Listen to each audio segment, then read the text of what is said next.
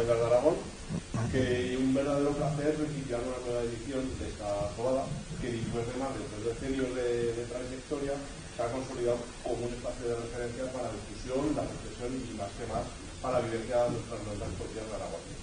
A lo largo de estos días, la Asociación Cultural Nogara Realizada ha preparado mucho más que actividad. Vamos a probarnos, a dialogar, a aprender y también a disfrutar. Que estas jornadas no son nomás un programa de charladas, de concepción de un taller, sino también una invitación para acercarnos a la realidad del aragonés y lo catalán de Aragón desde perspectivas diversas, actuales y participativas.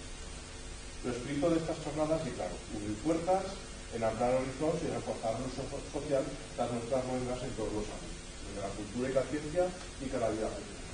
Y queremos que sean un punto de trovada entre personas que ya forman parte de esta comunidad lingüística y aquellas que sienten curiosidad y quieren acercarse a perspectivas regaladas. Per eso, os animamos a participar activamente, a preguntar, a compartir, a implicarse. Cada persona que se suma aporta una cosa valiosa y fa que estas jornadas tengan sentido. Quiero agradecer de todo corazón a todas las personas de entidad que han trabajado para que estas jornadas se puedan realizar.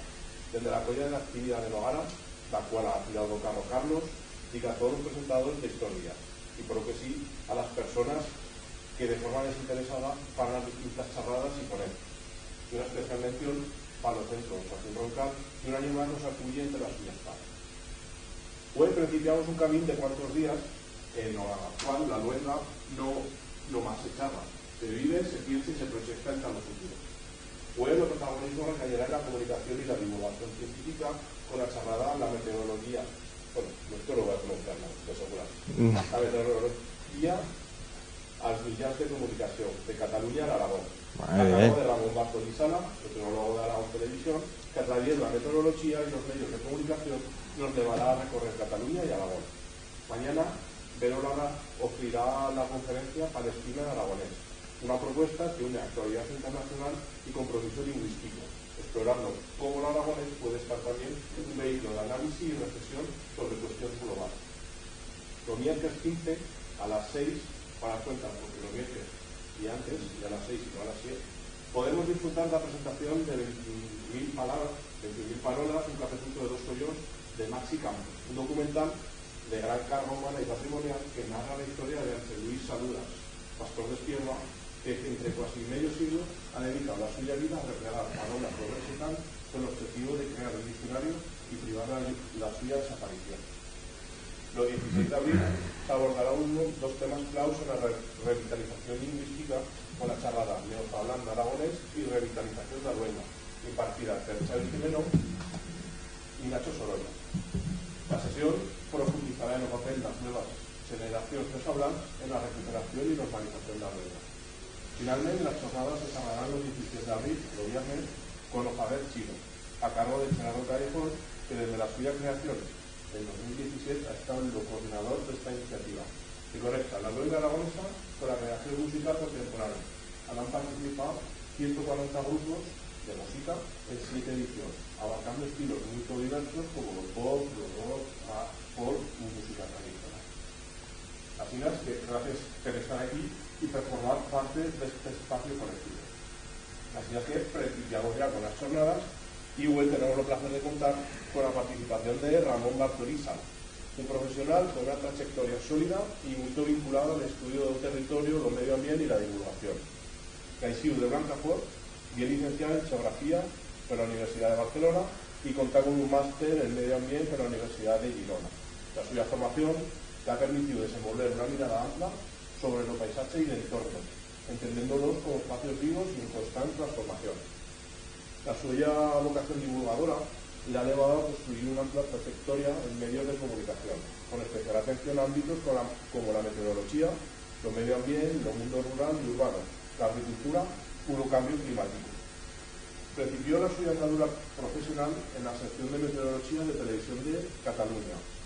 Realizó las suyas prácticas y más entaban trabajó como meteorólogo en medios como RAC 1 y Hueco TV. Posteriormente, formó parte del equipo de programa Lomón a RAC 1, donde desenvolvió faenas de redacción y creación de contenidos, consolidando así lo suyo perfil como comunicador.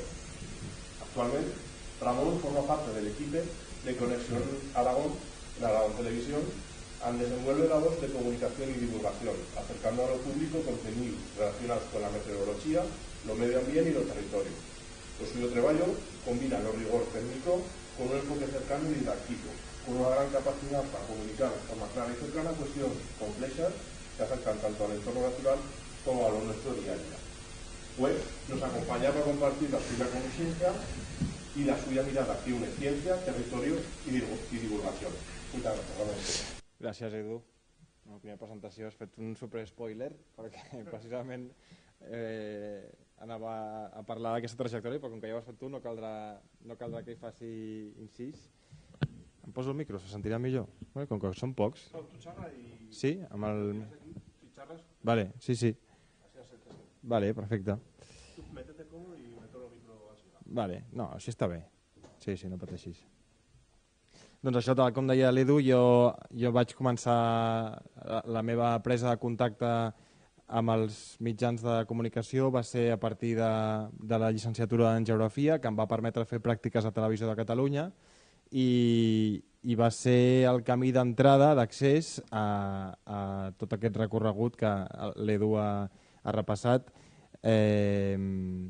Si de cas, sí que és cert que en aquest cas, Blancafort, has fet menció a Blancafort, que és molt important per mi, tot i que tècnicament vaig néixer a Barcelona, soc barceloní, com em deien a mi el poble de petit, soc pixapí, és una terminologia una mica despectiva pels que hem nascut a la ciutat, però la meva família paterna és de Barcelona i la meva família materna és originària de Tarragona, concretament de Blancafort i altres pobles d'allà a la rodalia. I llavors, bé, una mica doncs, aquesta ha estat la trajectòria. Em vaig llicenciar en Geografia a la Universitat de Barcelona el 2010. Abans d'acabar, just un any abans d'acabar, doncs, va ser quan vaig tenir l'oportunitat de fer les pràctiques a TV3. No sé si coneixeu alguns dels meteoròlegs d'allà, però el Tomàs Molina potser és la cara més coneguda, doncs ell era el meu tutor de pràctiques i la veritat que l'experiència va ser molt bona.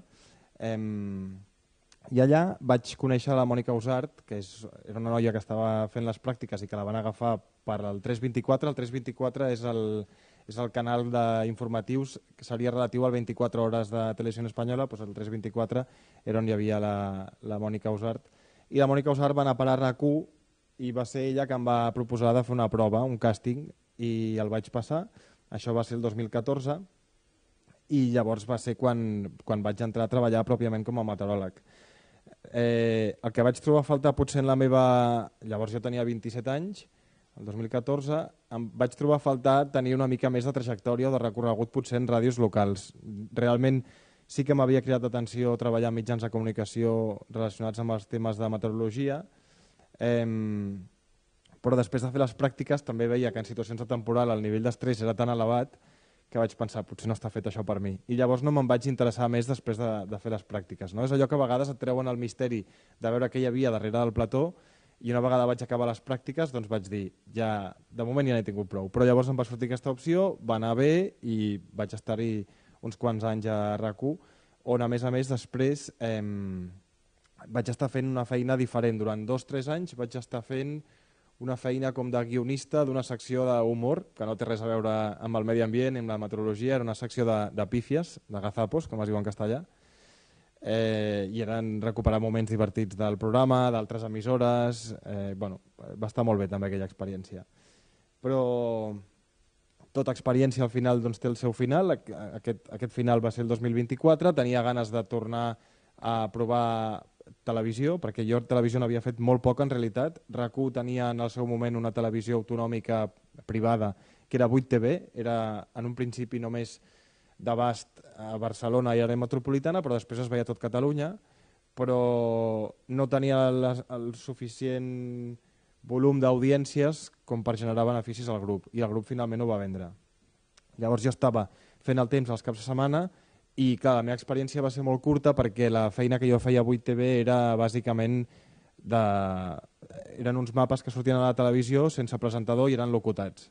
Era gravat, per tant, era com si fos una espècie de pràcticament ràdio, més que televisió. I llavors sí que hi va haver una etapa que em va tocar fer plató, però és que va ser molt curta, perquè no es va acabar la temporada, que ja es van vendre la cadena, i a més era en un plató amb una estructura molt rígida, perquè era el presentador que era el presentador estrella d'entre setmana, que era l'amo de la productora i del programa, només volia que féssim 2 minuts 30, però era així clavat, de foto del dia, previsió de demà, pròxims dies i foto del dia. I llavors era una cosa molt encursetada, no ens podíem girar, a més era gravat, tampoc era directe, amb el que et perdies també el component del directe, que crec que requereix d'una sensibilitat potser especial, no? O que t'ofereix una opció d'experimentar i créixer més, que no pas un format gravat, que també està molt bé, perquè ho has de fer igual, però et dona marge a poder-ho tornar a gravar si no anava bé, no? I aquest senyor, el Josep Cuní, que ara està jubilat, era molt hermètic, i llavors els treballadors que estaven per sota no ens permetia jugar massa, el marge de maniobra era molt curt. Clar, allò va durar molt poc i jo vaig pensar, quan vaig acabar l'etapa de la tele, de la ràdio, vaig pensar, bueno, doncs podria provar fer el format de televisió en Meteo. I llavors és que va anar tot molt seguit, sembla mentida la vida a vegades com fa que les coses vinguin rodades, perquè jo vaig deixar la feina al desembre del 2024 i a l'abril del 2025, pocs mesos després, ja començava aquí. I em van cridar per fer el càsting, això va tenir certa gràcia perquè, gràcia ara, en el seu moment no, em van fer una prova un divendres i llavors em truquen, em van dir, ja te diremos algo la pròxima setmana. I va passar el dilluns i dic, bueno, com que érem 3 a la prova, vaig pensar, n'he agafat una altra, bueno, no passa nada, ni tan mal. Tot això que, per una banda em feia il·lusió, però per l'altra pensava, menuda liada. I llavors em truquen el dimarts i em diuen, bueno, ¿cómo te ves si empiezas mañana? I jo, ¿cómo mañana? Saps? I res, el dia següent, de fet no vaig començar el dia següent, vaig començar 2 dies després, però el dia següent era l'últim dia de la noia a la que jo substituïa, la Belén Samper, que és una noia de Cocentaina, a la Cantina, que va estar aquí uns mesos, i li va sortir l'oportunitat d'anar-se'n a la Sexta a Madrid. Llavors ella ara porta un any allà, just. I llavors res, va ser fer un dia de traspàs, que com us podeu imaginar va ser absolutament insuficient, i fer el salt a la pantalla en el directe, que jo pensava, no sé què estic fent amb la meva vida, perquè són moments és que és molt arriscat. És molt arriscat i, bueno, almenys està anant bé, tot i que l'experiència dels directes és molt bona, és molt gratificant, és molt enriquidora, però és dura també, perquè si no hi estàs acostumat, potser us diria que la gent, o hi ha gent que ve dels mitjans de comunicació, no és el cas de geografia, que no ens preparen tant per parlar per ràdio o per televisió, i els que potser venen de... Parlo per gent que haurien de parlar ells, potser, però els que van directament a estudiar per mitjans de comunicació doncs ja els agrada o és el seu objectiu, però els que entrem potser, en el cas de geografia o física, doncs potser no hi estem tan acostumats, no? I de sobte haver d'estar allà fent una exposició pretesament tan bé com ho fa una persona que porta molts anys d'experiència i que ve amb una formació de mitjans de comunicació, ostres, doncs per mi almenys és dur, està sent dur, però molt enriquidor al mateix temps. I això ara ja porto tot just un any, el 3 d'abril va fer un any, recordo perfectament la data, i sí que em va cridar una mica l'atenció la productora, que em va dir nos ha gustado tu perfil porque eres catalán pero no tienes acento, sí, tu acento es muy neutro. Y yo, vale, gracias, no sé cómo tomármelo. Y a nosotros los acentos no nos gustan. Tampoco nos gusta el acento aragonés, em van dir. I jo, ups, vaya. Em va cridar una mica l'atenció, perquè aquestes renúncies a mi no m'agraden, però al final jo tinc el castellà que tinc, no és ni forçat ni no forçat, i si em van agafar i és feina i és una oportunitat per aprendre, no la podia deixar escapar, evidentment. I res, ja porto un any, a vegades hi ha gent que et diu, portant un any ja està, i penses, no, ja està no, o sigui, hi ha dies que se't compliquen les coses perquè no trobes una persona per entrevistar, se't va amuntegant la feina, se't va costant l'hora del directe i no tens tot tancat i els nervis van augmentant, i hi ha dies que arribes a plató que realment no saps on estàs, perquè és que has tancat tot 10 minuts abans pràcticament. I això em va passar, per exemple, el divendres passat, l'entrevista la tenia tancada, però jo estava acostumat a un format d'entrevista més tipus Zoom, o tipus el que abans era Skype, que no requereix de tant element gràfic, i el passat divendres va venir David Vicente, no sé si el coneixeu, que és, tu el coneixes, que és un divulgador científic que treballa aquí a Saragossa. Edu, on treballa? Això, al Planetario, de Huesca, sí, sempre està a Huesca ell. I clar, vaig haver de muntar l'entrevista pensant quin és el tema de més interès, que això surt una mica, no?, del que és estrictament la previsió meteorològica. Ho fèiem sobre Artemis 2, perdó, que no ho he dit, sobre la missió Artemis 2, que era el dia de tornada, el divendres, i llavors vaig haver de muntar l'entrevista, pensar quin era el tema més interessant, i li vaig dir, David, dime que necesitas, lo que tú quieras, y yo, lo que tú quieras no, dime algo más. I al final, no, com que ell també té feina i ve de forma gratuïta i altruista,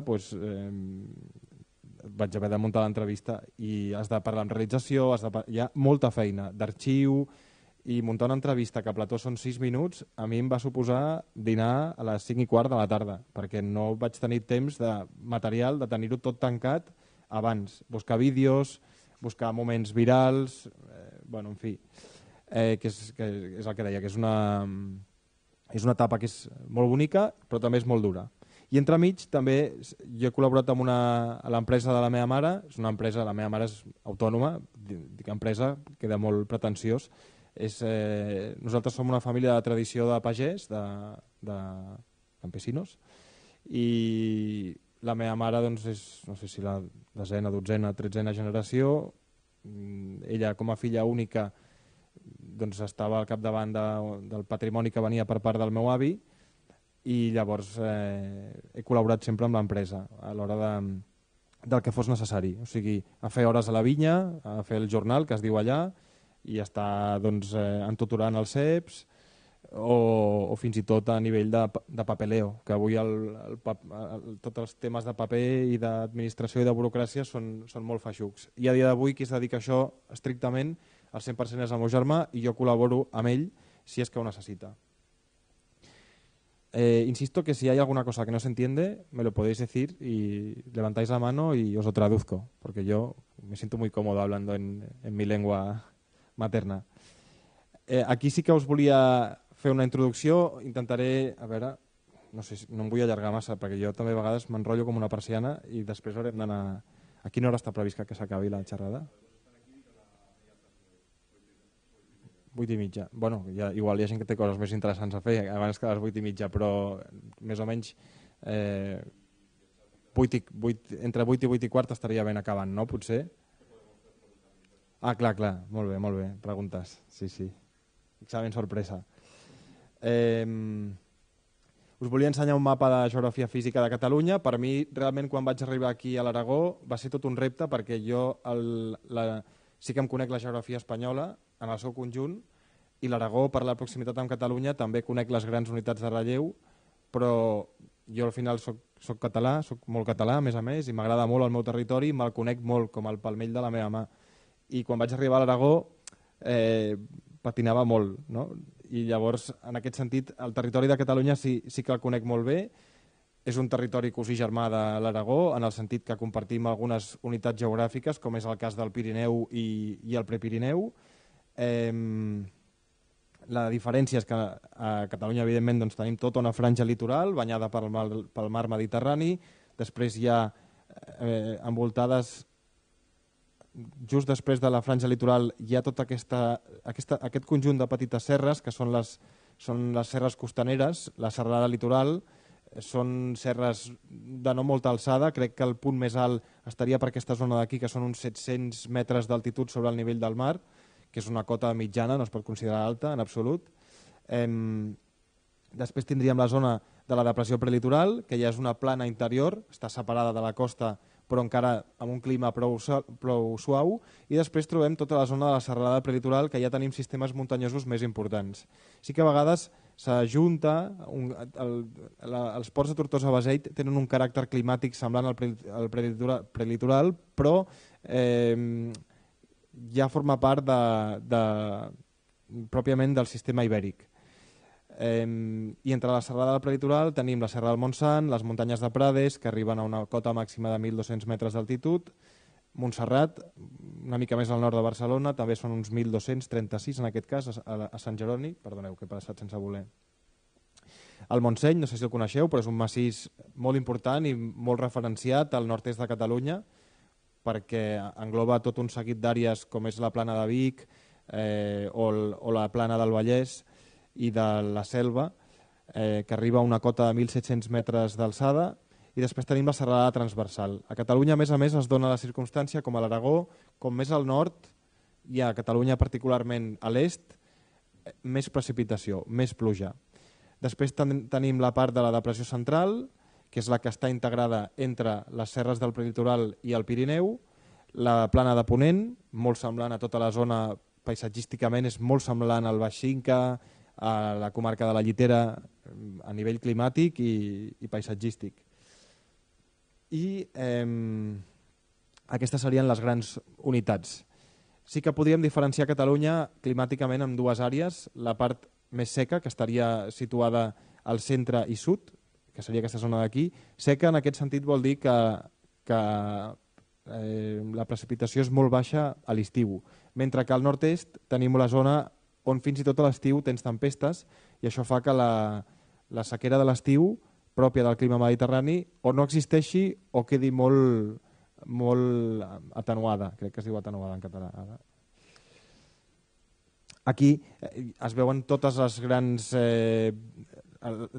variants climàtiques que tenim a Catalunya. Catalunya, igual que l'Aragó, gaudeix d'un clima mediterrani, però tenim moltes variants, no? Des del clima mediterrani, que també es diferencia entre el sud, més càlid, el Mediterrani litoral central, menys calorós i una mica més humit, i el litoral nord, que és més fresc i amb més precipitació.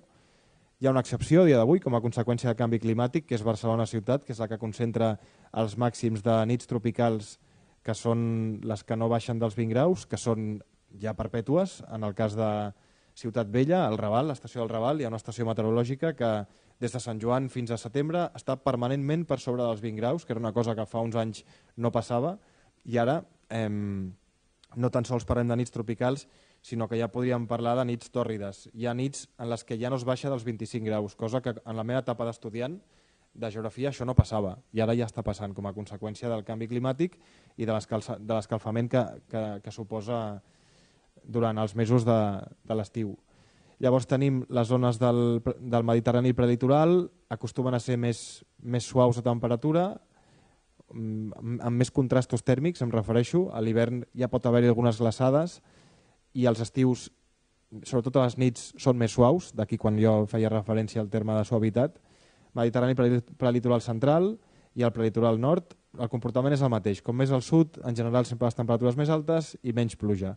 I el mateix passa en tota aquesta regió d'aquí, que és la Mediterrània continental, que trobaries la continental seca, tot i que a Lleida, igual que aquestes zones que comentàvem de l'Aragó, gaudeixen de reg, de regadiu. Hi ha el canal d'Urgell, i crec que també baixa tota aquesta zona d'aquí del Segrià, també està nodrida i alimentada pel canal de l'Aragó, i són zones que tenen molta plantació de fruita, d'arbre de fruita dolça per la disponibilitat d'aigua de regadiu.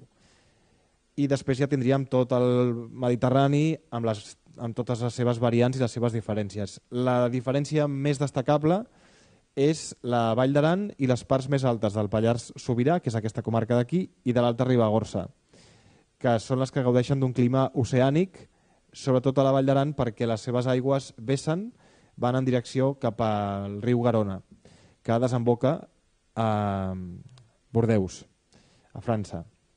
Per tant, la Vall d'Aran té un clima oceànic, cosa que no existeix a la resta del territori català, que és clima estrictament mediterrani. És un clima oceànic d'alta muntanya, per suposat. Aquí tenim el mapa de dialectes del català, que segurament alguns de vosaltres ja haureu consultat alguna vegada. A més, això ja us ho interpel·la a vosaltres també, perquè el català arriba a tota aquesta franja oriental de l'Aragó, que quan vaig arribar aquí vaig descobrir que també se li deia xapurriau, que és una cosa que em va cridar bastant l'atenció, perquè jo no ho coneixia. El meu català pròpiament, com a persona nascuda a Barcelona, criada a Barcelona a l'escola, em refereixo, forma part del central, del bloc oriental, i després, evidentment, a la Catalunya Nord doncs, encara hi ha algunes famílies, poques, que parlen el rossellonès, que ja té influències més occitanes i evidentment, amb un pes del francès. Després tenim l'aranès. L'aranès és una llengua a part, tot i que la marca aquí també. I després tindríem el bloc occidental.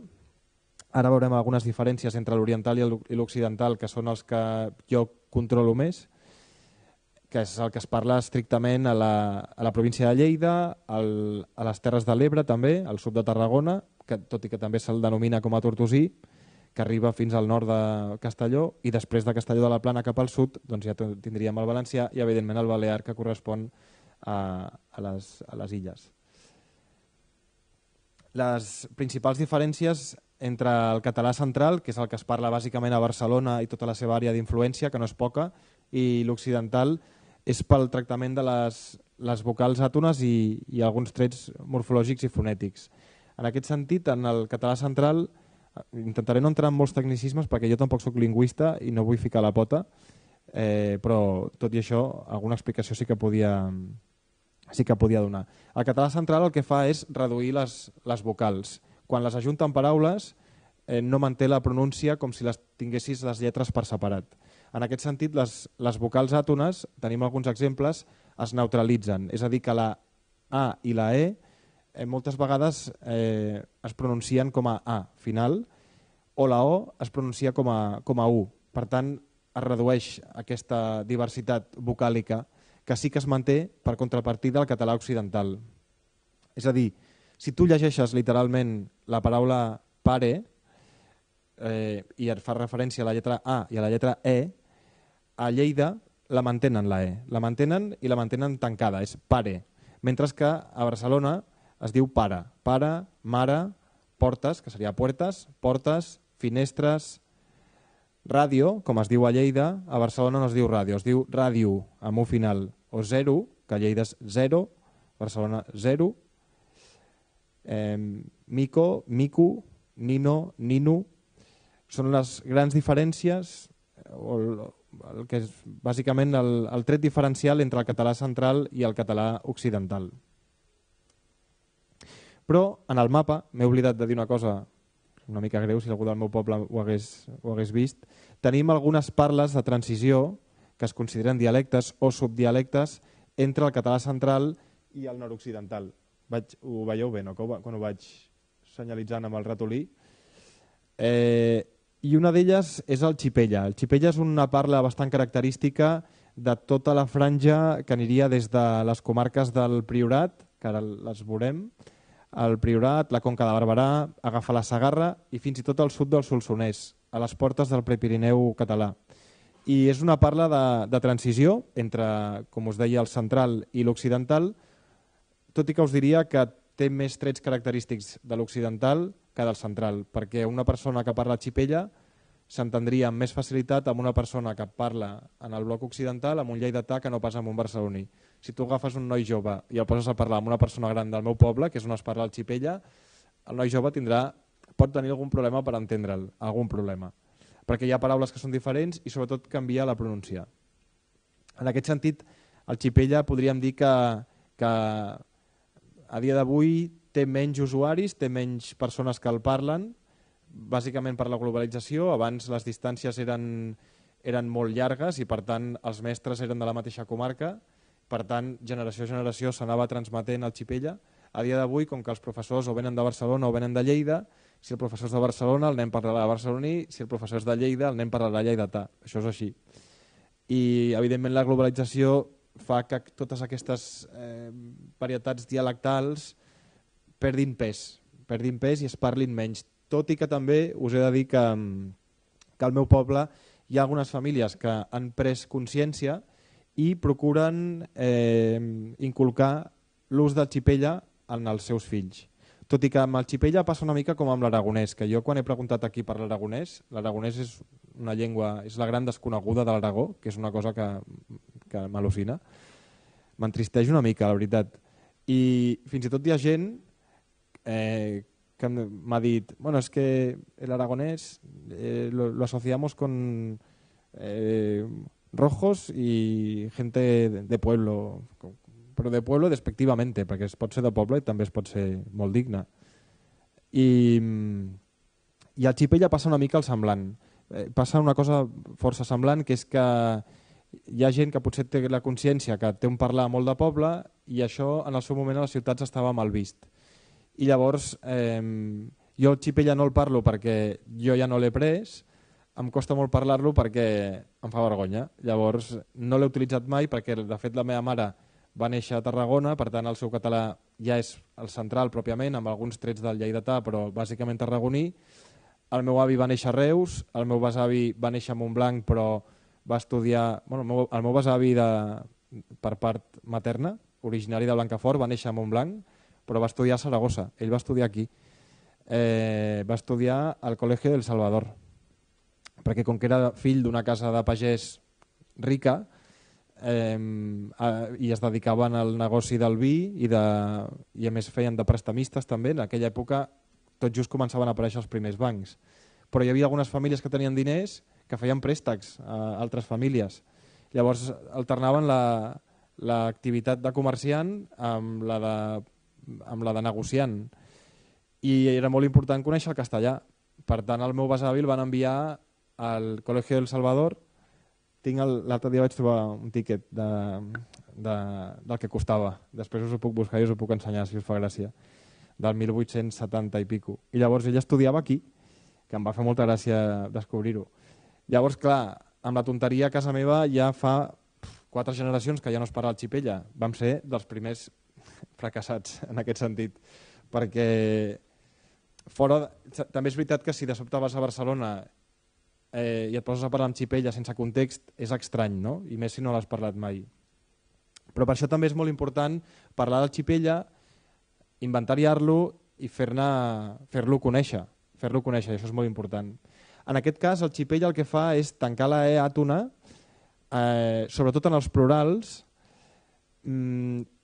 canvia la E per la I, en realitat. Així com dèiem finestres en català o finestres en lleidatà, doncs en Xipella es diu finestris, portis. Noies, que és en barceloní, o noies, que seria en lleidatà, al meu poble es diu nois. Orella són orellis, aurellis. Es pot dir aurellis o orellis. Així hi ha infinitat d'exemples. Jo, per exemple, formiga, que a Barcelona es diu formigues, i a Lleida es diu formigues, al meu poble es diu forniguis. Llavors, qui no ho ha sentit mai, li sona molt estrany.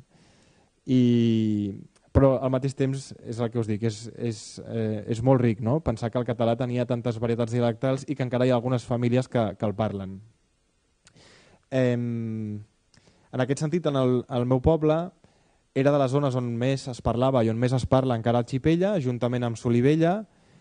Històricament s'havia parlat a Sarral, que és un altre poble, a Barberà de la Conca, a Pira, a Rocafort de Queralt, però ja no es parla tant en aquests pobles que estan més situats a la part oriental de la comarca. I aquí tenim alguns dels exemples. També us he de dir que aquest mural és molt bonic i m'agrada molt.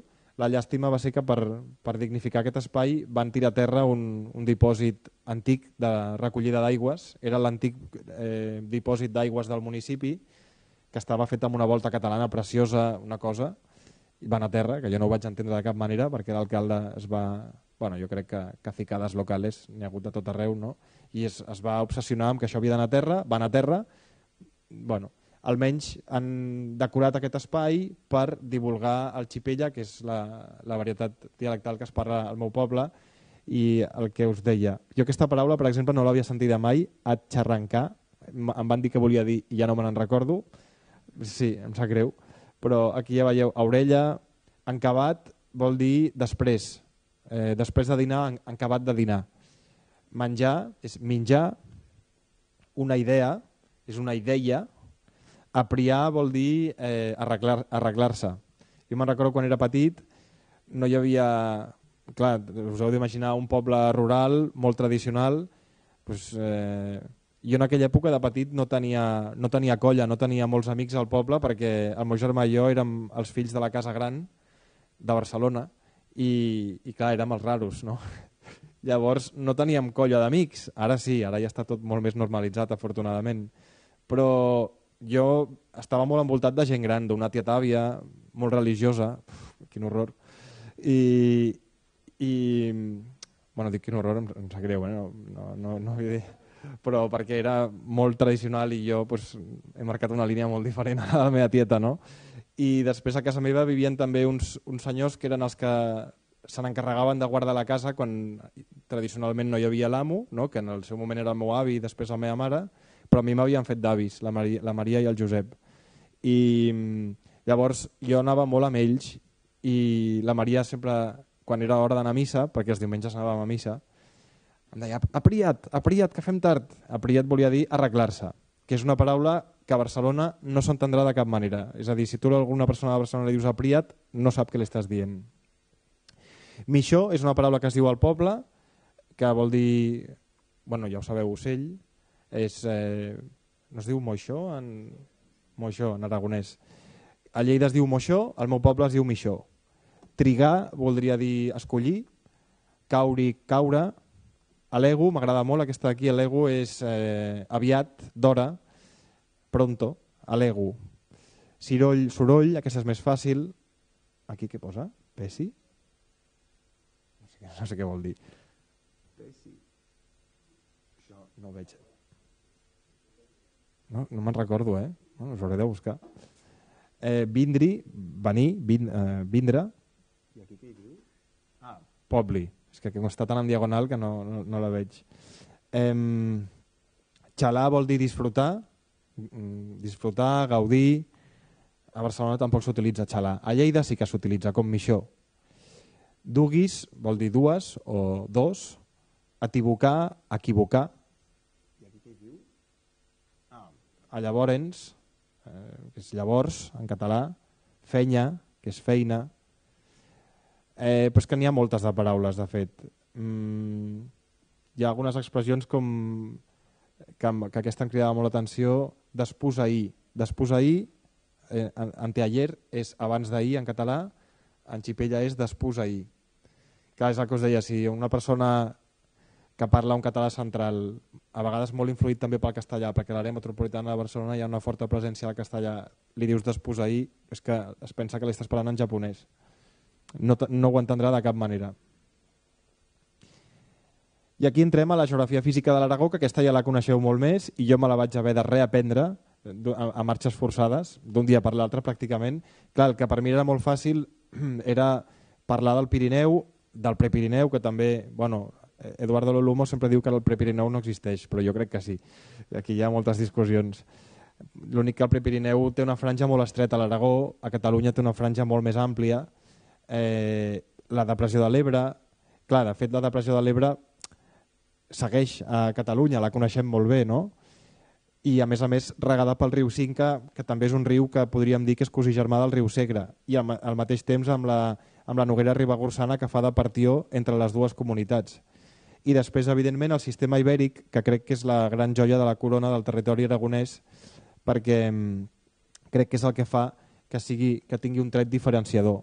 Amb el Moncayo, que vaig poder visitar fa poc, i em va encantar i em va fer molta il·lusió perquè sempre l'havia vist. A més, el Moncayo és una muntanya que et sorprèn perquè és una mole que apareix allà al mig del no-res, que dius, ¿esto qué hace aquí?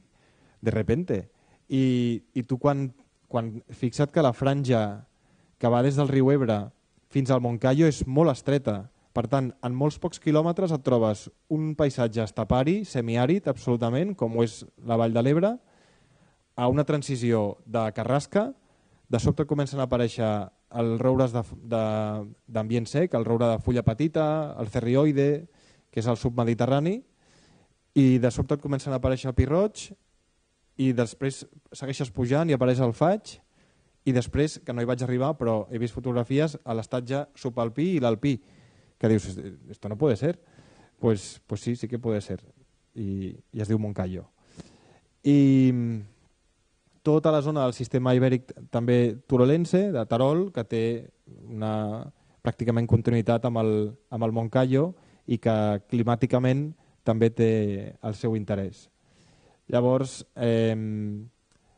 les grans unitats de relleu jo per sort les coneixia per proximitat i perquè al final com a geògraf crec que al final has de passar per aquesta etapa d'estudiar el territori nacional també a nivell espanyol i llavors l'Aragó, ja us dic, per proximitat. A més, jo tenia una rebesàvia que era de Nonasp i llavors sempre havia investigat i em feia gràcia saber-ne coses.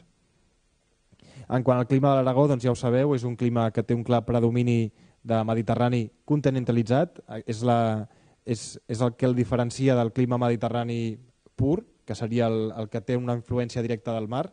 En aquest cas, la distància al mar el que fa és que tingui aquests trets continentals que fan que, per exemple, hi hagi una gran amplitud tèrmica, molta diferència entre la mínima i la màxima, que pot passar a l'estiu o pot passar fins i tot a la primavera i la tardor, és quan és més acusat, però et pot passar en qualsevol època de l'any, de fet.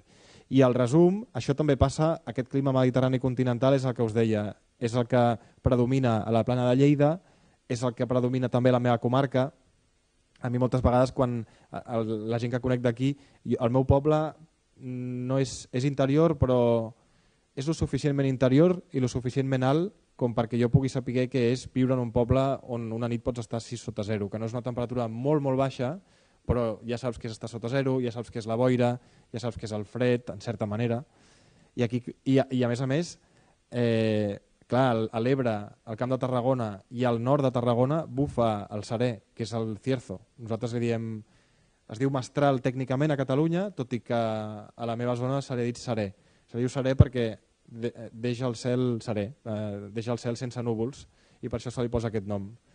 Llavors, en aquest sentit, em vaig sentir més còmode o pensant que era relativament fàcil entrar a parlar de la meteorologia a l'Aragó, perquè tu vens a una autonòmica per parlar del temps que farà aquí. No estàs en una nacional on passes a comentar el temps com una pinzellada en cada regió. Aquí has d'entrar més en detall. És el que diferencia el treballar en una autonòmica d'una nacional. I aquí ja ho sabeu, estius calorosos i secs. Aquí molta gent em deia, uy, verás lo que es aquí el invierno, verás aquí lo que es el cierzo, verás aquí... I penso, bueno, és com mi pueblo, però un poco más. Vull dir, en realitat tampoc vaig notar tant el contrast. També us diré que viure a Barcelona, que en els últims anys els estius són insuportables, amb aquell nivell d'humitat que sembla que estiguis al sud-est asiàtic, allò per mi és 1000 vegades més angoixant que els 40 graus a Saragossa. O sigui, prefereixo 1000 vegades més el clima de Saragossa al de Barcelona. Vull dir, això és una realitat. A nivell climàtic, aquesta humitat amb temperatures que no baixen dels 20-25 a la nit fa que la vida sigui molt incòmoda i que necessitis l'aire condicionat al final per viure, perquè abans era una opció, a dia d'avui, bueno, econòmicament qui s'ho pot permetre, m'entens? Però si no tens un sistema que et refrigera una mica el pis, amb un pis a 32 graus no s'hi pot viure. I aquí, bueno, pues si sopla cierzo, abres la ventana, que a l'estiu, al llarg de l'estiu, tens diversos episodis i sembla que no, però és un canal de vent que a l'estiu et salva de més d'un problema. Hiverns freds, molta amplitud tèrmica, el que dèiem, i precipitacions molt irregulars, amb màxims a la primavera i a la tardor, els equinoccis, que és un dels trets característics ja del clima mediterrani en general. Llavors, ja hem vist en el repàs de la geografia de l'Aragó les grans àrees climàtiques, el Pirineu aragonès, que gaudeix un clima de muntanya. En aquest cas em va cridar l'atenció perquè jo no sabia si hi havia cara nord al Pirineu de l'Aragó i em van dir que no. M'ho va dir el Lulú, em diu, no, aquí no hay cara norte, es todo cara sur. Lo que hay es divisoria. Llavors parlo de la divisòria perquè la divisòria també té unes característiques climàtiques diferents del que puguis trobar a Jaca, del que puguis trobar a Sabeñánigo o del que puguis trobar a Benasque, fins i tot. Hiverns molt freds, amb neu, més precipitacions durant tot l'any i això molt diferenciat de la depressió de l'Ebre, que té un estiatge, una estació de l'estiu molt seca i bastant prolongada. Coincideix l'etapa més calorosa de l'any amb l'etapa de menys precipitacions. I això el que fa és que tinguem un paisatge semiàrid, que ja coneixeu vosaltres, evidentment amb aquest predomini del cierzo, amb aquest vent de nord-nord-oest, en aquest cas, que queda encaixonat absolutament a la Vall de l'Ebre, que es comporta com un túnel d'aquest vent que el que fa és, en definitiva, compensar els desajustos de pressió atmosfèrica que tenim entre l'Atlàntic i el Mediterrani. I després tenim el sistema ibèric, un clima més fresc, evidentment, per un tema d'altitud, i amb més pluges que la Vall de l'Ebre, també perquè quanta més cota, en general, sempre les precipitacions són més altes. I en aquest cas, a mi, és el que us deia, és la joia de la corona el sistema ibèric, perquè és on més contrast tèrmic pots arribar a trobar de tot l'Aragó i m'atreviria a dir també d'Espanya. Un relleu muntanyós, molt prolongat, a més, té zones d'altiplà, zones de serra amb cims de 1.600, 1.800, 2.000 metres, 2.200, que són ja cotes altes, i situacions d'inestabilitat, sobretot a la primavera i a l'estiu, perquè és quan, com us podeu imaginar, és l'època de l'any en la que el sol ja té capacitat per escalfar, escalfa la terra, nosaltres en català també diem sol, amb accent obert vol dir terra, escalfa el sol escalfa el sol, i llavors el que fa és que l'aire pugi les capes altes de l'atmosfera, acompanyat precisament per aquest relleu muntanyós, es troba l'aire fred que hi ha en alçada en situacions d'inestabilitat i es formen unes tempestes que són espectaculars. O sigui, de les tempestes més fortes que es puguin formar en zones de muntanya a la península ibèrica. No és poca cosa. Després, una de les coses que sí que també m'havia cridat molt l'atenció, a l'hivern m'he de comprar aquest llibre de Vicente Aupí, que és un gran estudiós del fred a la zona, bueno, el Triángulo de Hielo, ¿no? Que aniria entre Calamocha, Molina de Aragón i Teruel. I això, doncs, evidentment, l'explicació és per les característiques geogràfiques d'aquest territori, que és que l'altitud és una altitud mitjana alta, m'atreviria a dir, perquè són 800.000 metres, però clar, són 800.000 metres que estan en una zona de fondal, en una zona de vall. Llavors, què passa? Que amb 800.000 metres, si tens anticicló, fa fred. Si estàs en una zona de vall, perquè el fred queda dipositat, el fred pesa, queda dipositat en els fons de vall. Però si no tens anticicló i tens una situació de baixes pressions, també fa fred, perquè estàs a 800.000 metres. Per tant, és una zona que ja tindrà una temperatura mitjana anual baixa, pròpia de zones fins i tot centreeuropees. Nits clares i sense núvols, que el que fan a l'hivern és que s'alliberi, bueno, a l'estiu també, però quan es nota més és a l'hivern, una pèrdua molt ràpida de la calor. La calor s'allibera molt ràpidament. A més, si tens una situació d'estabilitat i tens poc vent, l'aire queda estancat, apareix neu, apareix gel, apareixen tots aquests elements que es van retroalimentant els uns amb els altres, i amb les fortes inversions tèrmiques és quan es donen aquestes temperatures tan extremadament baixes.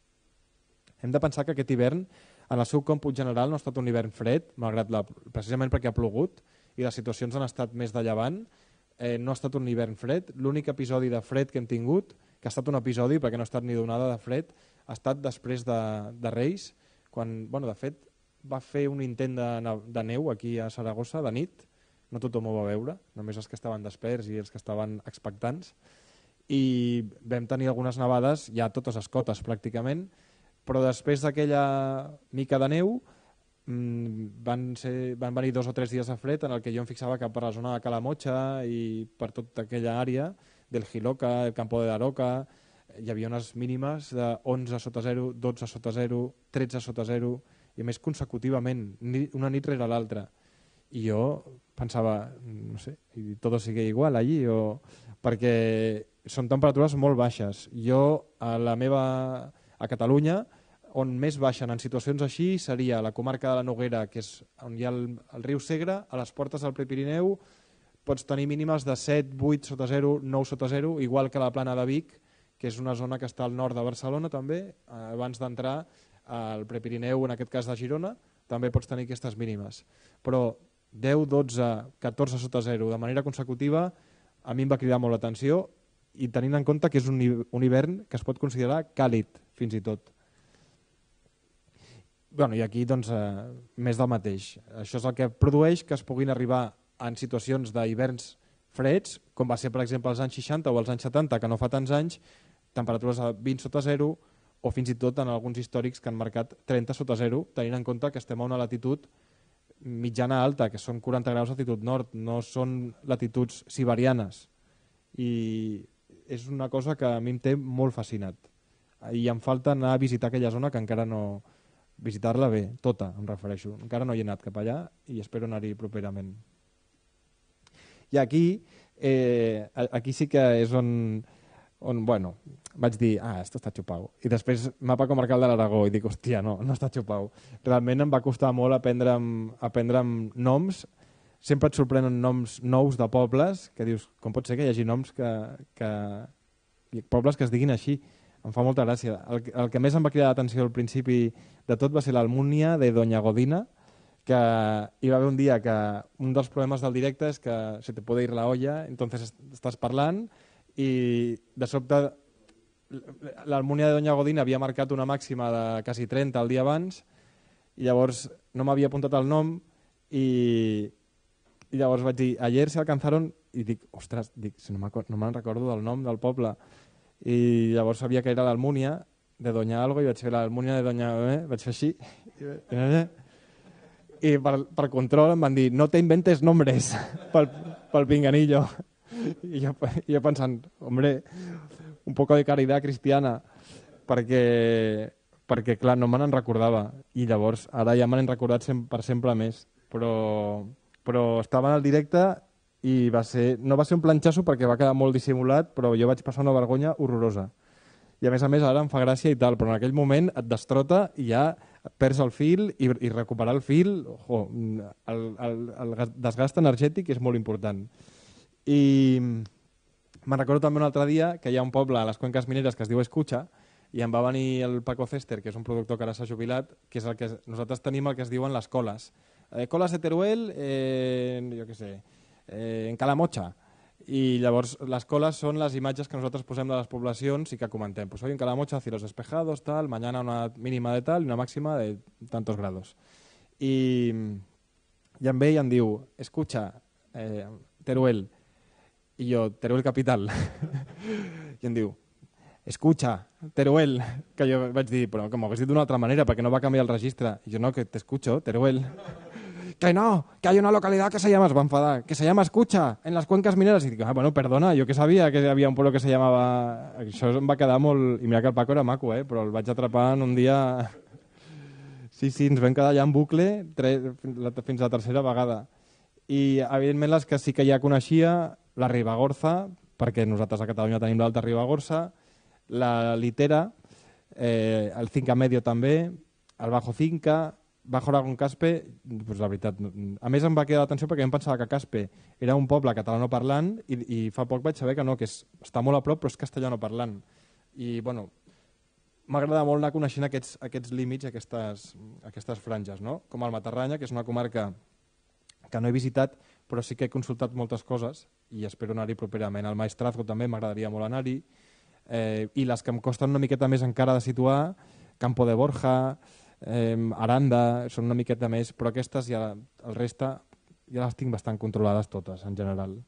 I després del Sobrarbe coneixia Broto perquè un familiar, un cosí de la meva àvia, la seva dona es diu Elvira de Broto, és una senyora que encara està viva, té 90 i pico anys, i la seva família era originària d'allà. Em va dir, la meva família és originària d'Aragó, d'un linaje d'infanzones, perquè ella es deia de Broto. I sí, em va ensenyar tota la història familiar i tal, i em feia gràcia, i Broto ho sabia d'això. I Jaca també la coneixia perquè és molt coneguda Jaca, no perquè veiés a Netflix el documental de Georgina Rodríguez, que he de confessar que el vaig veure, però ja era conegut abans Jaca, per suposat, i això. El repte va ser controlar una miqueta més el territori. Hi havia un dia que també estava parlant de Valderrobres i no em sortia el nom en la comarca. Dic, no em surt. En la comarca vaig tornar a fer i al final em va sortir. Que van ser 2 segons, però aquells 2 segons a tu et sembla que són 30 en el directe, perquè et sents molt desprotegit. Però bueno, ja més o menys ho tinc controlat. I aquí, ja, per anar acabant, intentaré ser breu, una mica el que fem a Connexió, com a meteoròlegs. En principi de meteoròleg estic jo sol, tot i que tinc un company que em substitueix, que està entre informatius i Connexió, quan jo no hi soc. Avui m'he demanat festa per estar aquí, perquè em feia molta il·lusió venir a fer la xerrada i m'està cobrint ell. Javier de Luna, que és a més aragonès, de Beseit, i de Luna d'un llinatge d'aquí de l'Aragó també. I llavors tenim 3 entrades. La primera és molt breu, són 3 titulars que hi ha al principi del programa, que per mi són el pitjor de tot, perquè és molt breu, és un format molt breu, són 3 titulars que ara us ensenyaré, però és molt picat, és molt ràpid, i per tant és molt fàcil equivocar-se i ensapagar, i això, ensapagar vol dir tropezar. És que a vegades també utilitzo paraules tarragonines, que és un dels problemes que he tingut jo també, que a Barcelona sempre em preguntaven d'on era, perquè notaven que jo no parlava un català central pur, i després al poble em deien que era un pixapí, que és el pitjor que et poden dir en un poble, perquè em deien que jo no parlava com ells, com allà. Llavors hi ha paraules a vegades que vaig intercalant entre el tarragoní i el barceloní perquè, no ho sé, perquè m'he criat entre els 2 llocs al final. Llavors després tenim un primer bloc on es fa una primera part de predicció, després una part de dato meteo i zoom, que és la part més divulgativa, on es parlen de temes de canvi climàtic, de medi ambient, on es fan entrevistes, i després en el segon bloc, on també es fa, seria com el primer bloc però reduït, perquè sempre vaig al final del programa i llavors és un format molt breu. El problema que té Conexión Aragón és que és el programa acordeón, i la meteo particularment és la secció acordeón. Llavors tu estàs allà fent el temps i t'estan dient más rápido, más lento, necesito 30 segundos, tal. Hi ha dies que et parlen i no has entès què t'han dit, i llavors la noia que hi ha de regidora, a l'estilo cheerleader, t'aixeca una pissarra perquè vegis què t'han dit, perquè si no, no t'enteres. I llavors hi ha hagut dies en aquest any d'experiència que de sobte jo estava acabant, just quan jo estava acabant havia d'entrar una altra entrevista al darrere, i la noia que estava a dalt portant realització em diu: se me ha caído el directo, necesito que ganes 3 minutos como sea. I jo ja tenia tot explicat, tot. I jo, clar, en aquell moment tu estàs en el directe. Llavors jo pensava, si pogués parlar-li, hagués dit, pues vuelve a empezar. O sigui, pon otra vez la primera animació i jo vuelvo a empezar. Però clar, no ho pots fer. Llavors em vaig quedar amb una animació parlant del temps que faria, era estiu, del temps que faria a la Costa Daurada i a la costa de Castelló, perquè els manyos van allà a l'estiu i s'havia fet un especial de este fin de semana largo, crec que era el del 15 d'agost, en la playa i tal, i vaig haver d'estar 2-3 minuts allà parlant sol, repetint tot, sense cap suport de ningú, i te quieres morir, perquè es fa llarguíssim. I després quan surts d'allà, te lo agradezco mucho, me has salvado la vida. I jo dic, sí, a costa de mi salud, però bueno, però és lo que hay. I llavors aquesta part és una mica més complicada, perquè a informatius, jo no he fet mai el temps a informatius tenen, cada cosa té la seva part de dificultat segur, però a informatius ells tenen mando, són ells els que manen. I a més la Eva Berlanga, que és la que està al migdia, a tarda, ella no té acordeón de res, ella pot fer el que vulgui, que és una sort absoluta, perquè si s'allarga un minut més doncs no passa res, com que al darrere tot s'ajusta amb la publicitat i amb nosaltres, que al final comencem abans o després en funció del que s'allargui informatius, doncs jo penso que fantasia, ja m'agradaria a mi això, perquè jo ni tinc mando, jo depenc de que dalt em passin els mapes i mai saps, hi ha dies que tenia preparada una meteo de... Això em va passar aquesta Setmana Santa, el dia abans de Diumenge de Rams, que jo tenia una meteo de 7 minuts i em van dir, necesito que lo hagas en 2 minutos. Y digo, ¿pero cómo lo voy a hacer en 2 minutos? Dic, flótame algo, flótame, és que quítame. Allà s'utilitza flotar, que és quitar. Però clar, ningú em contestava, tal, et quedes allà vendido, i vaig haver de fer una cursa en 7 minuts, simplificar un 2, i vaig sortir d'allà que m'ofegava. I penso, joder, macho, que t'ajuden un poco más, que et treguin coses, que t'escoltin. És una mica caos, perquè el directe al final hi ha molts elements a tenir en compte, molt poc temps de marge, llavors els que estem a baix ens utilitzen per ajustar temps. I això, bueno, pues, té lo seu. I me'n recordo un dia també que estava jo parlant del temps, no sé si és que el pinganillo no hauria funcionat o tal, de sobte estava acabant i em diu la directora del programa, termina ja, però cridant, que quasi peta el d'allò. Jo, clar, et quedes així i és com, bueno, i terminamos ja amb una frase i fora. Pues bueno, vas aprenent una mica. Aquests serien el plano que tenim, aquest és el plató de Connexió Aragón. Jo treballo amb dues càmeres. Càmera 4, que és quan es fa una entrevista amb Zoom, que aquesta sí que té un plan una miqueta més tancat, i la càmera 5, que és la més general, en la que es veu tot el plató. Jo apareixo, bueno, clar, no he fet la captura de pantalla perquè ho veiéssiu, però amb càmera 5 es veuria com si tot això fos la pantalla i a mi em veuríeu en un extrem explicant el temps i movent-me d'un cantó cap a l'altre del plató, que és el que es veu allà al final. I és un format que m'agrada bastant perquè al final, o sigui, com dir-te, em sento menys exposat mediàticament. A veure, que no passa res, treballem amb una autonòmica i no sóc la Lady Gaga, ja ho sé, però jo sóc una persona d'un tarannà tímid, més aviat, llavors no tinc cap necessitat que la gent em pari pel carrer. I en el format de la càmera 5 és comodíssim perquè surts petit, ningú et veu, ningú sap qui ets, o sigui, et veuen però en pequeño.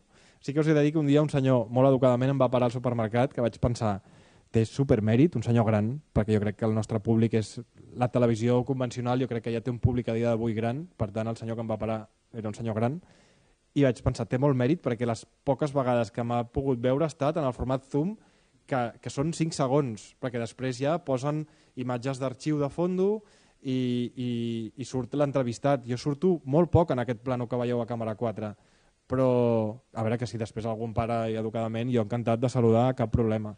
Però el càmera 5, una càmera molt guai. I aquest és el format que us deia, titulars. Aquests eren els propis d'un dia, el Paso de Samuel, que era després de que passés una de les borrasques de gran impacte que hem tingut aquesta temporada. Evidentment, el primer titular va enllaçat amb el segon, Vuelve l'anticiclón, i després el tercer, en aquest cas, anava relacionat amb els glaciares en peligro, que era una notícia que havia sortit, no me'n recordo ja, del Pirineu. Crec que era un estudi precisament de l'Institut Pirenaico d'Ecologia, no?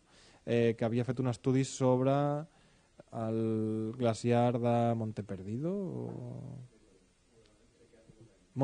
crec que era, i llavors va sortir l'estudi i vam fer Zoom. Llavors aquests dies aprofites per fer un tercer titular que vagi en relació a això, i això en directe ells et punxen a càmera 10 segons o 5 i llavors tu la frase que vagi en relació a cada titular són 20 segons, no més. En total és 1 minut 15, sí, més no fa falta perquè queda llarg i no els agrada. És una cosa ràpida, que seria els titulars breus, el més destacat de la previsió, i les que en castellà és el cebo del dato meteo o del zoom en relació a això, del que parlarem a la previsió del temps. El primer bloc aniria a grans trets, satèl·lit i radar, precipitació acumulada si hi ha hagut pluja, en aquest cas agafem el mapa de precipitació que ofereix el SAI Ebro.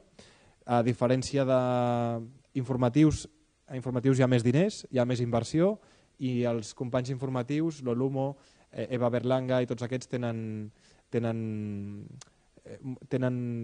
em surt ara, mapes propis. Tenen mapes, els mapes isobàrics propis, on es dibuixen els fronts, on es dibuixen les línies d'inestabilitat. Pots fer-me més fotos, que no sé si... Sí, perquè això volia compartir-ho, que em feia il·lusió. Fes-me alguna més, que crec que estava amb els ulls tancats. I llavors nosaltres, com que no tenim... La productora no posa diners, doncs has de tirar del que trobes per la xarxa, per les webs. Llavors aquí, tot això, les mínimes i les màximes les fem a partir de les estacions d'AEMET, tot i que a vegades en podem agafar alguna a través de Meteoclimàtic o de Weather Cloud o altres pàgines. Clima Muntanya també la utilitzo. Variació mínimes. Aquí, per exemple, es veu molt la diferència que hi ha hagut entre les mínimes, les que serien d'avui pròpiament, i les de demà, i la variació entre hoy i mañana, que és la que està al mig, on es veu que hi ha moltes menys glaçades, doncs en dies així està bé de mostrar-ho perquè gràficament dona molt bon resultat, però ho agafem d'AEMET, posem fuente d'AEMET perquè és copiat, no és d'elaboració pròpia. I el mateix amb les màximes, si baixen molt les màximes ja es veu molt la diferència entre l'avui i el demà i com els colors càlids desapareixen en detriment dels colors freds que indiquen temperatures molt més baixes. Anem jugant amb això una mica. Dato Meteo n'he posat 50.000,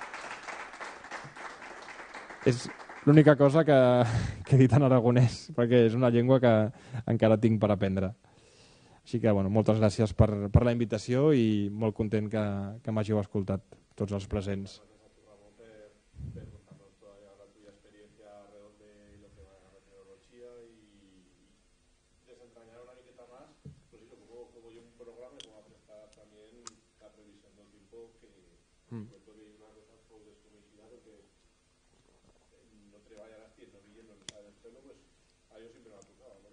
Sí, sí.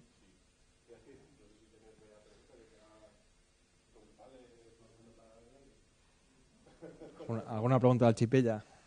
Encara que sigui.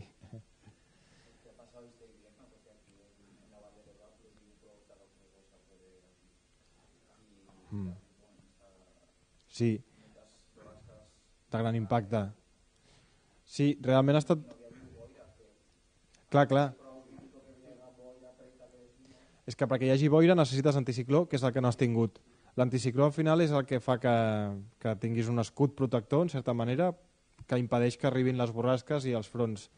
L'anticicló s'ha ido de vacaciones aquest hivern, ha estat entre les Canàries i Escandinàvia, i això què ha fet? Que si tens Escandinàvia i Canàries bloquejat, crea un passadís entremig, entre els quals hi havia la península Ibèrica, a més en una època de l'any en la que la massa d'aire és més inestable, com és l'hivern, en comparació amb l'estiu, perquè hi ha molt d'aire fred també, etc. I llavors han anat arribant borrasques, s'han anat formant borrasques. A vegades si et ve un front de l'Atlàntic pròpiament, purament atlàntic, arriba desgastat aquí, i aquí ens queda el Cierzo només. Però si arriba amb una baixa prou profunda, amb prou aire fred en alçada, i té la capacitat de recargolar-se al Mediterrani, doncs al final tens pluja a tot arreu, tens pluja a l'Atlàntic i al Mediterrani. Això ha estat una darrere l'altra, sense parar. Jo ja estava fart de tanta borrasca de gran impacte, perquè a més la gent et pressiona molt a la feina, que jo és una cosa que amb això em va agradar molt conèixer l'Olomó, perquè m'ha dit, estoy harto ya de todo el mundo, que no sé qué, que me piden el tiempo, que no sé cuál, los mando a la mierda, perquè ell és així. I a mi em passava una mica el mateix, que a vegades ve gent i et diu, Bartolí, estoy hasta... Y digo, déjame en paz, es que no puedo más, que no me habléis de todo el rato del tiempo, es que al final tu fas de comunicador d'allò que està passant, però no tens cap mena de control sobre el que passa. I jo hi havia dies que deia, no puedo más, me voy a comprar un chaleco antibales, perquè a més la gent et culpa, és com, saps? Però sí, ha estat una temporada realment molt excepcional, perquè ara no he fet el sumatori, l'hauria de fer, però a Saragossa ha plogut, quan vam començar gener, febrer, hi havia plogut una tercera part del que cau en tot un any, que és molta precipitació en un mes i mig. Ara hauria de fer el còmput total, però ha plogut molt, sí, sí. L'única cosa que, ja ho sabeu, les zones de clima mediterrani, aixeta oberta, aixeta tancada. O sigui, quan para de ploure, mai més saps quan tornaràs a veure ploure, amb el que en qualsevol cas ha estat una bona cosa. I ara que ha plogut ahir era molt necessari, perquè també veníem de dies de molta calor, feia dies que ja no plovia, i pel cereal de secà, que la meva zona, per exemple, cereal de secà, però aquí a l'Aragó també no tot és regadiu, ha estat molt convenient i molt beneficiós que hagi plogut aquest cap de setmana, tot i que la gent es queixa, perquè clar, que ja en diumenge. L'Olumo algunes, perquè ell sempre posa frases al final a l'acabar. Sí.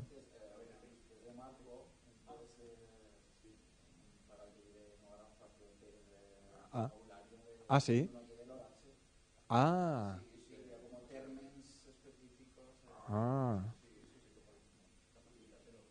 Sí. Em fa molta gràcia perquè oratge, en valencià es diu oratge, la previsió del temps, que també es diu en aragonès. Sí, perquè nosaltres en català no diem oratge, temps. Sí. Entenem què vol dir oratge, però no utilitzem la paraula oratge, i en aragonès veig que sí.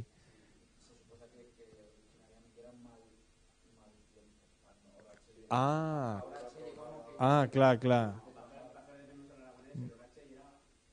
Bueno, a Lleida i al meu poble, de fet, quan... Mal oratge. Sí. Sí.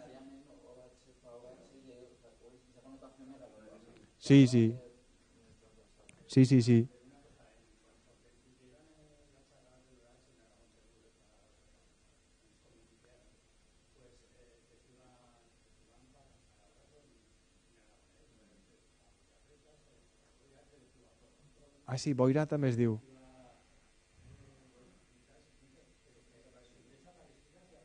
Ja, ja. Boira sí, eh?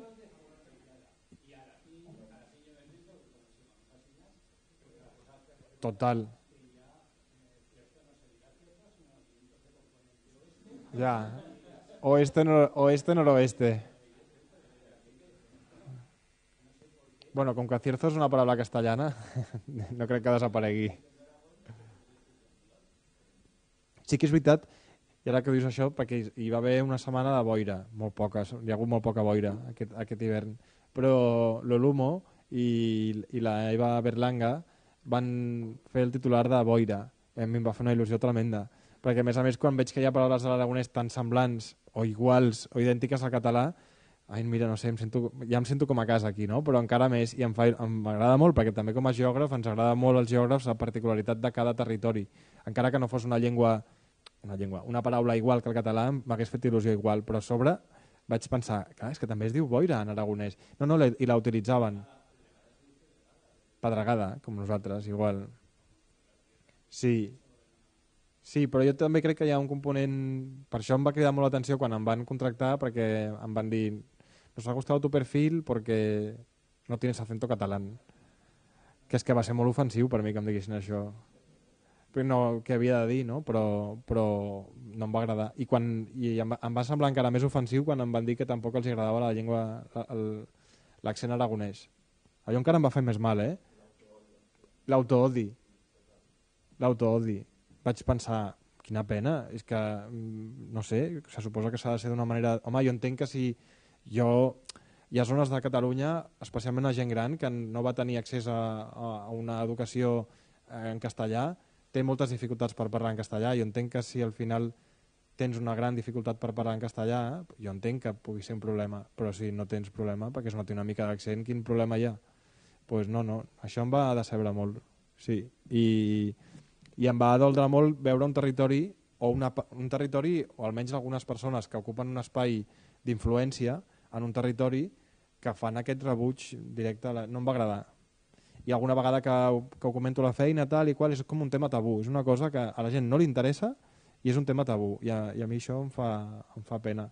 I a més que moltes vegades ho justifiquen com dient que clar, que és una llengua polititzada, com si el castellà, totes les llengües al final són polititzades per igual. I no és per atacar el castellà, jo no tinc cap problema amb el castellà m'ha permès venir aquí i treballar, no tinc cap problema amb el castellà, però amb els arguments que s'utilitzen en detriment d'unes llengües i en favor d'unes altres, això sí que no m'agrada i em posa una mica nerviós a vegades. Per què? Perquè el castellà també és una eina política, com ho pot arribar a ser el català, a vegades utilitzat també pels partits nacionalistes, però això no hauria de justificar que una llengua sigui trepitjada d'aquesta manera. I bueno, és un argument que jo el trobo molt pobre, però que està molt arraigat i molt acceptat i no hi ha interès, que és el que més greu em sap de tot. Però bueno, al final, si la gent en pren consciència, o vosaltres que en preneu consciència des d'aquí i des d'aquí es procura fer divulgació, bueno, almenys hi ha una llavor, i de les llavors en poden sortir fruits interessants, i la tasca que feu des d'aquesta entitat em sembla molt interessant, i jo no sóc alumne, però a vegades llegeixo textos i, a veure, no em quedo en res perquè jo sóc fatal pels idiomes, o sigui, sóc un desastre, però clar, m'agrada molt, i alguna vegada vaig anar a visitar la Real Maestranza i la senyora que ens estava fent la visita anava parlant, no? I li anaven sortint paraules que són d'origen aragonès, no? Com fustero, i me'ls vaig apuntar i tot, i vaig pensar, és que em sembla meravellós, em sembla riquíssim, però si no hi ha una consciència col·lectiva perquè és que a més l'aragonès en aquest cas si parlàvem del sistema ibèric com d'una joia en la meteorologia a l'Aragó, una altra joia a nivell geogràfic és l'aragonès, que és una joia única i pròpia exclusivament d'aquí, de ningú més, i qui millor que els aragonesos que mimar-la, que cuidar-la, que protegir-la i que promocionar-la, perquè és que és vostra i de ningú més aquesta llengua, i si no es protegeix des d'aquí doncs ja em diràs, però bueno, què us he d'explicar, no? Sí, sí.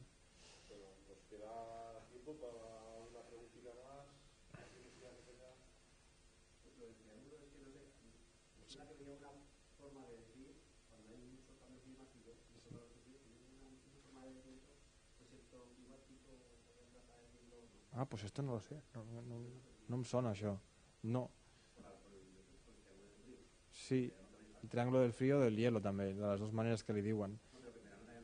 Sí, sí. Tens molt de contrast tèrmic. Sí, però no. Jo m'havia quedat més amb lo de l'hivern, perquè és quan... O sigui, al final pots tenir temperatures molt altes al sistema ibèric, però també els tens al Valle del Guadalquivir. No tindràs aquest contrast tèrmic tan gran, però en valors absoluts, les màximes ja en tens molts registres a Espanya. Mentre que la característica essencial és el fred que tu tens aquí, que no el tens en cap altre punt de la península ibèrica, que és increïble, perquè és que tens mínimes pròpies és que no es donen ni a Bergen, a Noruega, perquè clar, Bergen també és un punt càlid de Noruega, al sud-oest, però que tinguis aquestes temperatures, jo crec que per això potser s'ha estudiat més aquesta part. La resta no ho conec tant, però bueno, ho hauré de buscar perquè em queden moltes coses per aprendre a mi de l'Aragó, això per suposat. Sí. I Vicente Aupí, en aquest sentit, és un gran estudiós i em va renyar un dia perquè vaig treure una notícia que havia tret Heraldo feia no sé quants anys d'una nevada que hi havia hagut a l'estiu, i jo portava pocs mesos i no arribava a preparar les coses i vaig agafar la notícia, no vaig indicar la font que era ell, i després em va fer un tuit de "me suena esta notícia" i em va fer una vergonya. Dic, ostres, clar, no vaig indicar la font, has d'indicar les fonts d'on treus però és que això no t'ho explica ningú, perquè a mi geografia no me l'ha explicat i quan aquí no te cuentan nada, o sea, lánzate, tírate y si te caes ya te levantaràs. O sigui que a vegades és el que us deia, que els mitjans de comunicació és todo de cara a la galeria, és todo mentira. És todo mentira, o sigui, hi ha un caos al darrere, un desordre, a vegades, a Connexió no, però he de dir que l'ambient és molt bo, però unas rivalidades, unos egos, madre mía, qué ambientes. No, en fin, que a veces, ¿sabes? Allò de les aparences i tal, y dius, qué horror, ¿qué hago aquí? Pero bueno, ya está, de todo se aprende. Sí. Anda, mira, ha parecido esto. Sí, jo les podria utilitzar com a dato meteo, o sigui, com un dato meteo d'expressions aragoneses. Sí, crec que sí. Sí, a mi, per exemple, l'Olumo em va dir que també la meva situació és diferent que la de l'Olumo, perquè l'Olumo porta molts anys i ja és una persona que està de tornada de tot. Y llavors diu, yo pongo cosas en catalán y en aragonés. Si a los jefes esto no les gusta, a mí, ¿qué? Me van a echar, saps? I jo, no, però sí, pot estar bé. Sí. Tu envia, jo puc valorar, sí, clar, i tant. A veure què em dirà la directora. No, la directora és molt maca. Sí. No, envia. Sí, perquè moltes vegades anem mancats de contingut i sí, pot estar bé una part de refranys també. Refranys es diu en català, refranes? Sí, refranys. Refrany crec que és en català. Bueno, no sé si es diu refrany. No sé, ara... Sí, a vegades ens passa això. Ara em passa perquè com que jo entre setmana parlo en castellà, després parlo en català i em surten paraules en castellà, tu. Parlant amb la meva família, que no m'havia passat mai a la vida. Però la meva mare, per exemple, la que ho has dit, sí que ho diu, fa molt mal oratge. Però fent referència a que fa molt mal temps. A Barcelona no es diu mal oratge. Però a Tarragona, Lleida, sí, per exemple. Però no per parlar de la previsió del temps, saps? O sigui, per parlar de que tens una situació de mal temps, sí. Però quan et pregunten per alguna cosa relacionada amb el temps no et diuen quin oratge farà, et pregunten quin temps farà.